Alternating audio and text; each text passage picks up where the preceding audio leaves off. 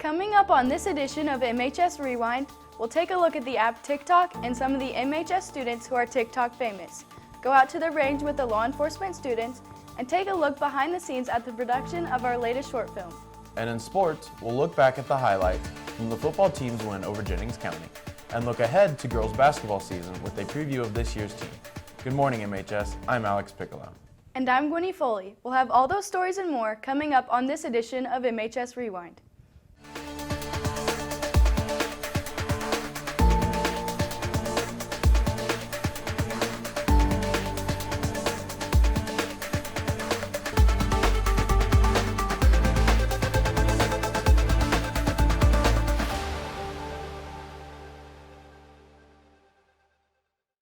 TikTok is the latest social media craze taking over the country, and it's also taking over MHS.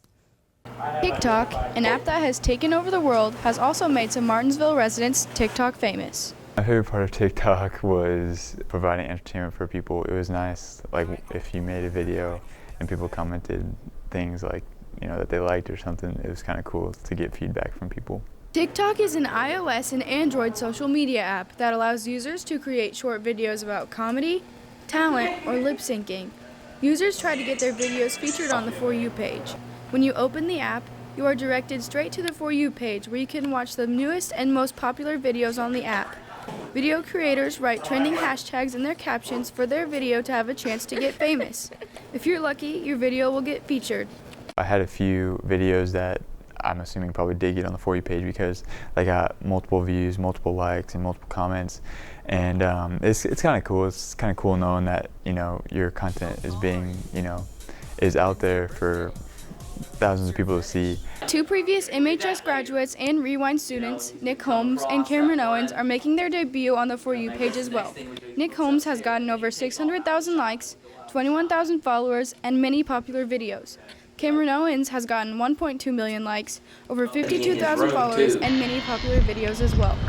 I just really like how creative I get to be when I'm making them. I see videos on there and it sparks something in my mind to where I just know that I can make something like that or even funnier.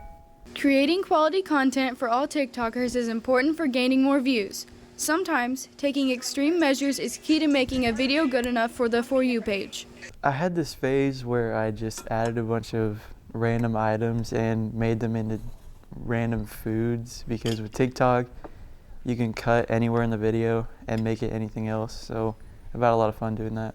Being TikTok famous can also connect you to people all around the world who will soon end up being some of your best friends. I've made a lot actually. There's a convention type thing that's it's at the end of February that I'm going to. Then I'm going to get to hang out with a bunch of them.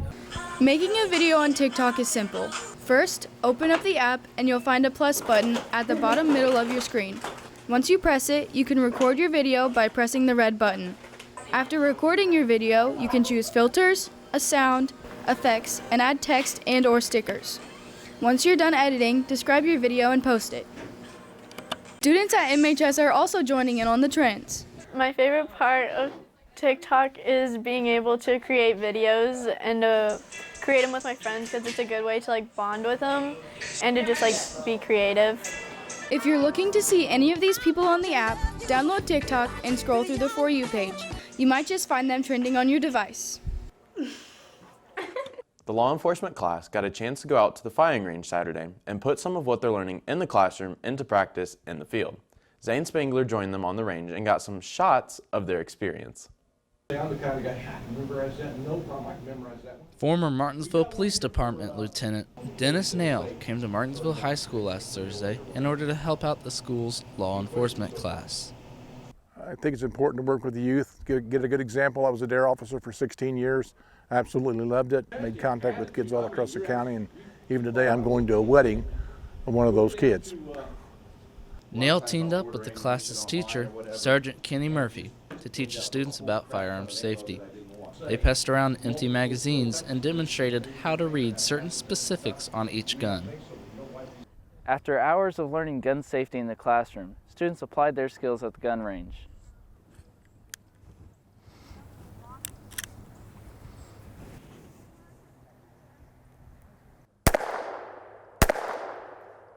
Actually, amazingly, It's not an everyday thing that you just go out and shoot, and I think it's awesome. Students aimed at shooting targets downrange at distances of 7, 15, and 25 yards. They got to shoot a 9mm, 22 caliber, and 40 caliber pistol. The main goal was to hit the center ring of the silhouetted target at the end of the range. Pretty good shot groups. It's a little cold, but still great to be out here.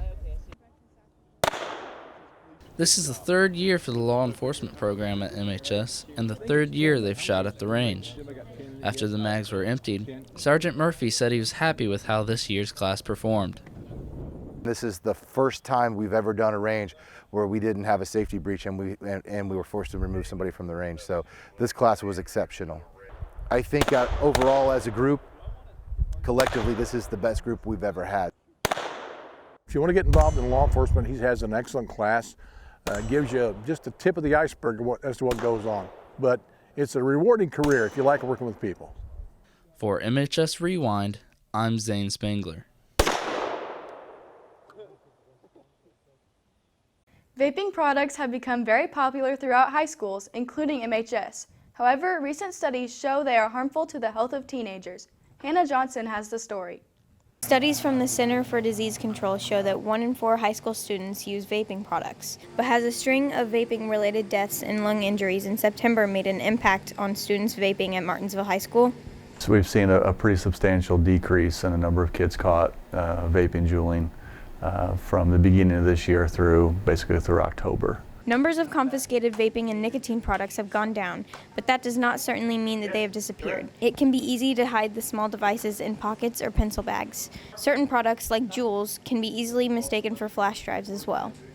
A certain percentage of the population of kids that do vape are finding ways to maybe hide them better or go to different spots where we can't catch them. They got better at hiding them. I mean, they say they haven't really found any more, but they're hiding them. American kids have been known to secretly vape in places like bathrooms, hall corners, lunch, and even in classrooms. Even though there are posters and announcements encouraging kids to stop, many continue to allow harmful chemicals to be ingested in their system. Now that we're finding out that there are deaths from vaping, putting that information out, I think, would make a difference in the decision to whether to vape or not with kids. Foley and Burgess believe education and positive peer pressure is the best way to drop the percentage of kids vaping. If we could get students to really start communicating with each other and using positive friend relationships to encourage their friends to stop, I think that would have a great impact on students stopping vaping or maybe any type of nicotine product. The school has recently added a fine to each offense of vaping, so this might also help in encouraging students to stop vaping. For MHS Rewind, I'm Hannah Johnson. While most students in the RTV2 class have been working on putting together the newscast this week, several students have been putting the finishing touches on our latest short film. Gavin Bowling takes a behind-the-scenes look at its production. It's not even light out, and the RTV2 class is already on location filming their upcoming short film in Foxcliff. Basically, there's going to be a major plot twist. So you gotta watch it. It's gonna be cool. It's creepy. Spooky season was officially over yesterday, but we don't have to talk about that. It's gonna hit you. You're gonna be like, what? Whoa! OMG! And yeah. The RTV2 class wrote the script and planned the production. Then they spent a week and a half at Alex Piccolo's house in Foxcliff filming it. Film at different locations, and it's really nice to be able to just kind of get away from school, but yet still be learning stuff. The students do everything on set. They could be in front of the camera acting or behind it filming. Students run the boom mic to pick up the audio, and they even use their cell phones to add light to the scene. And it's just really fun being the head of everything, getting to write the script, edit, pile it all together and just know that that was your work that you made. The class also traveled to Anthony Talon's house to film a scene for the horror/thriller short film. I'm actually really excited about this one. Just because we've been working really hard on it, and the acting is... Style Meckling is a senior in Rewind, has a role in the short film. She plans to study media in college after her high school career in the RTV2 class is over. Since I've been in Rewind for the last 3 years, I've learned to find myself really and find what I want to do, find what I'm truly passionate about. You learn so much more than film and media. You learn how to work with people, you learn how to manage time, and if you're passionate about it, then you learn what you want to do. And it's the best thing I've ever been a part of. If you'd like to be a part of the class, sign up for RTV1 or RTV2. Also, don't forget to watch the new short film on the MHS Rewind channel. For MHS Rewind, I'm Gavin Bowling. Several seniors had a chance to relive a little of their childhood last week when they returned to Bradford Woods. The Plus seniors chaperoned the 5th graders from Bell East Academy for 3 days and 2 nights, going on hikes, participating in activities, and eating in the dining hall, just like they did when they were 5th graders 7 years ago. MHS hosted a safe trick-or-treat night on October 26th for the community. Children roamed the halls from 4 to 7 dressed up as their favorite characters and grabbed candy from the high school volunteers. The clubs at MHS helped out and set up their own tables throughout the school. The MHS Marching Band wrapped up their season a few weeks ago with a trip to the state finals. Olivia Osler takes a look at how they did.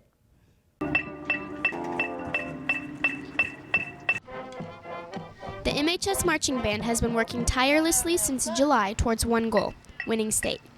It was a lot of practicing and making sure that I remembered all of my parts, but then also making sure that everyone had a positive mindset going into it. Kenneth Bell is the MHS Marching Band director. This was the first year they've made it to state since 2015, and the first time they've made it under his direction. He hired new instructors this year, but Belt says they weren't the only reason that the band qualified for state.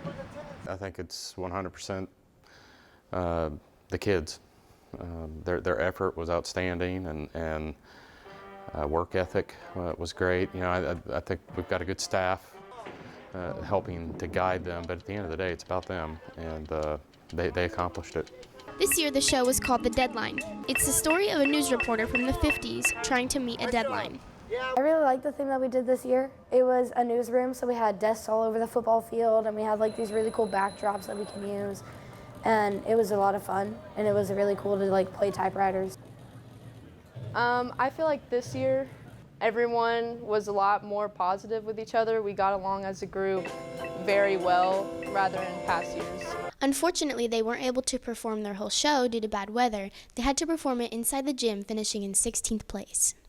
So, you know, regardless of how we placed and all that, when you look at the big picture of that, I couldn't be happier with the progression of the season.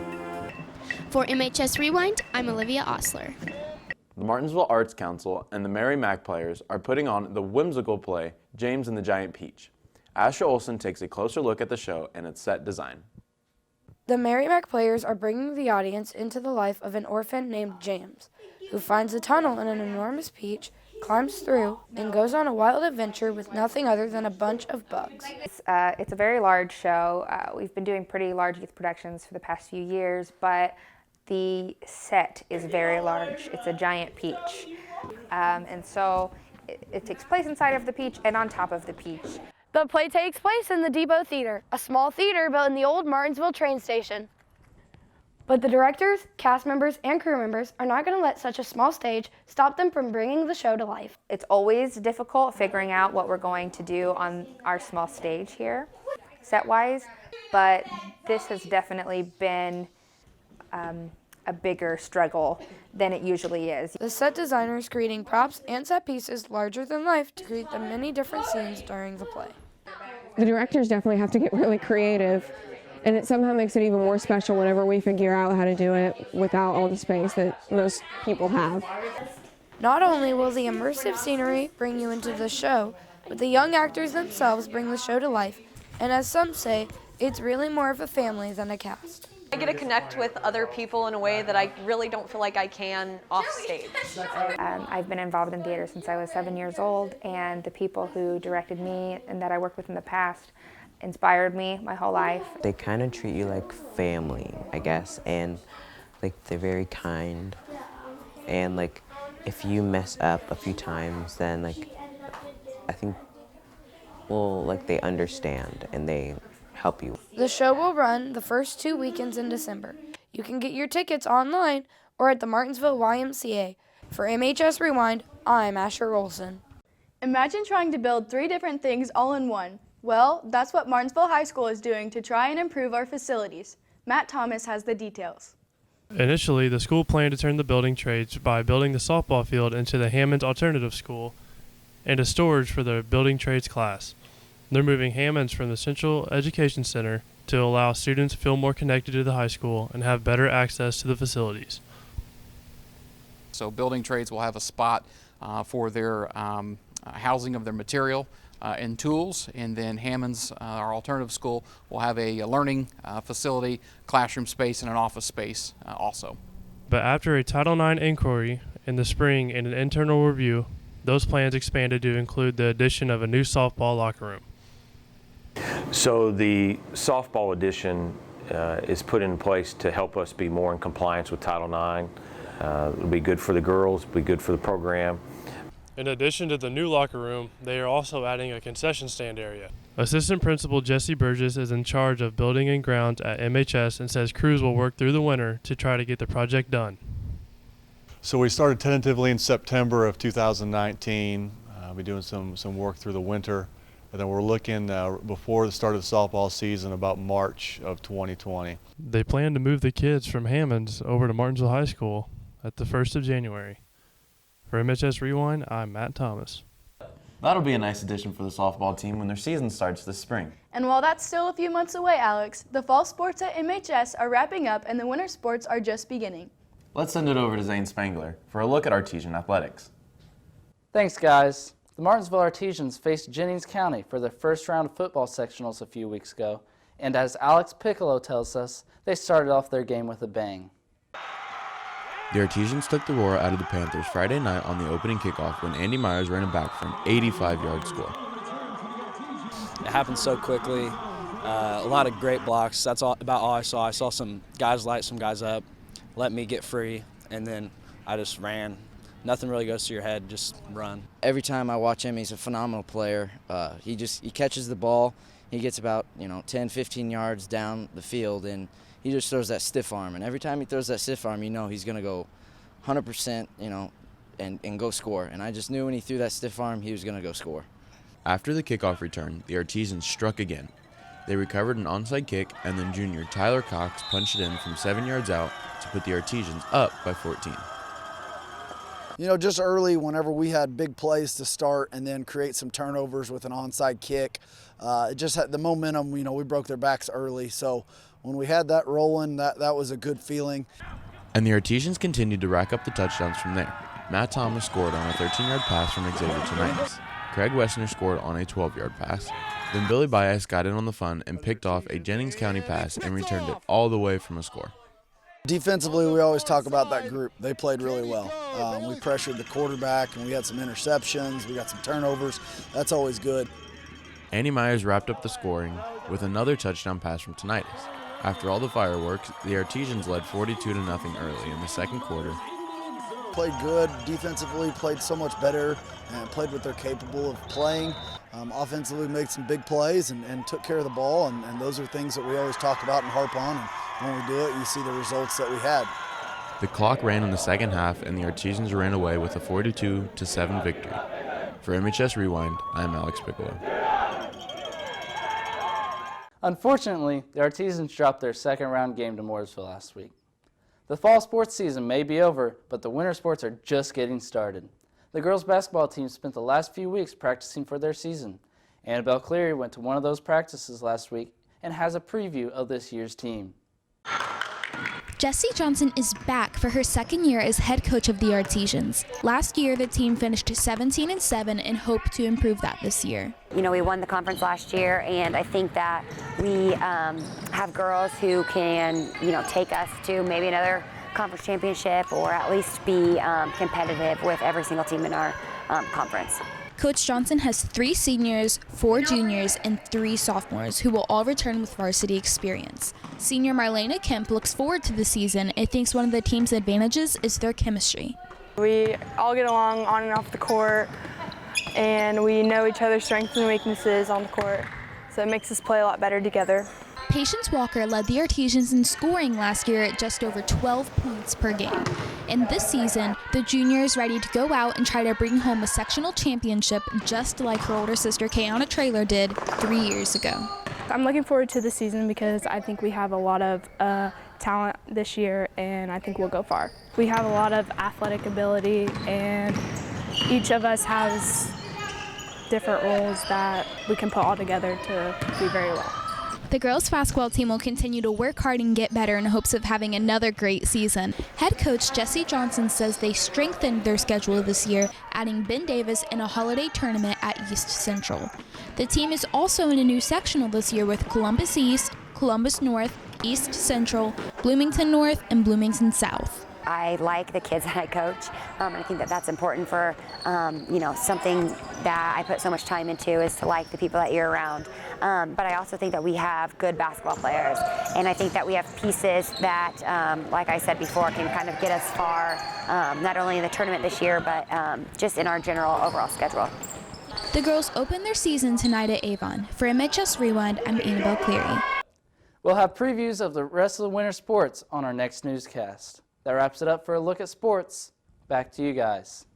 Thanks, Zane. And finally today, most people are familiar with the Food Network show Cupcake Wars. Well, Christy Casey's Human and Social Services class had their own version of Cupcake Wars last week. Style Meckling has the story. Last week, Ms. Casey's Human and Social Services classes competed in their annual Cupcake Wars, a contest in which several groups in their class go head-to-head on creativity, presentation, and of course, taste. I came up with the idea when I first started teaching here because I felt like the kids would really enjoy it. It gives them a chance to use their creativity. This is Casey's 4th year during the Cupcake Wars, and each year it's a blast for the students. Sometimes it's really hard to pick a winner. A lot of times, sometimes we'll donate our cupcakes to different agencies in the community. Instead of writing a bunch of papers all the time, and we can do something fun once in a while. The students work together to come up with an idea for the group. Then, they add their own touches of creativity to make the cupcake special. We were on Google looking up cupcakes, and we saw cookies and cream icing, and we thought that would be cool. We thought of spiders, and then we thought of the base, and then we thought that an Oreo would be the best, and then we took icing and made the legs. Some of the students felt confident, while others were nervous about how the competition would play out. I think we did okay. It doesn't look bad, but it doesn't look the best. I think we did really good. We might not be first, but we'll at least be in the top 3. And Cook was right, because his group came in second with Oreo, Elise's group came in first with Spider, and finally, third, Campfire.